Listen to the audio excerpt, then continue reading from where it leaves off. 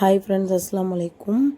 Back to home தான். எங்கள் அம்மா வீட்டிலேருந்து எங்கள் வீட்டுக்கு போயிட்டுருக்கேன். போகிற வழியே என் தங்கச்சி அவங்க வீட்டில் ட்ராப் பண்ணிவிட்டு நான் எங்கள் வீட்டுக்கு போயிடுவேன். என்னத்தான் இப்போ வரும்போது நல்லா ஜாலியாக அம்மா வீட்டுக்கு வந்தாலும் இப்போ ரிட்டர்ன் போகும்போது கொஞ்சம் கஷ்டமாக தான் இருக்குது. அது எல்லாருக்குமே, எல்லா பெண்களுக்குமே அது அப்படி தான் இருக்கும்னு நினைக்கிறேன். பட் எங்கள் அம்மாவை விட என் தங்கச்சியை தான் நான் ரொம்ப மிஸ் பண்ணிகிட்டு இருந்தேன். ஓகே ஃப்ரெண்ட்ஸ், வீட்டுக்கு வந்தாச்சு.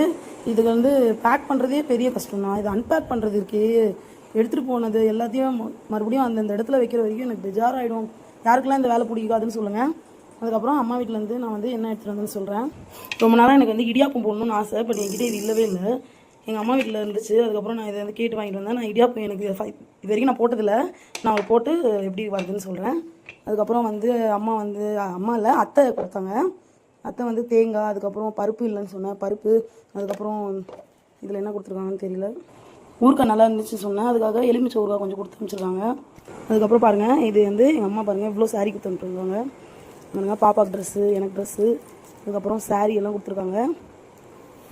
இங்கே பாருங்கள் எப்படி இருக்கு சொல்லி கமெண்ட் பண்ணுங்கள். உங்கள் அம்மா வீட்டுக்கு போனால் நீங்கள்லாம் இந்த மாதிரி எடுத்துகிட்டு வருவீங்களான்னு சொல்லுங்கள். உங்கள் அம்மா என்னென்னலாம் கொடுப்பாங்கன்னு சொல்லுங்கள். இங்கே பாருங்கள், எங்கள் அம்மா சாரீலாம் இருந்துச்சு, எடுத்துகிட்டு போ அப்படின்னு சொன்னாங்க. அதுக்கப்புறம் பாப்பாவுக்கு ட்ரெஸ் எல்லாம் வாங்கி கொடுத்தாங்க.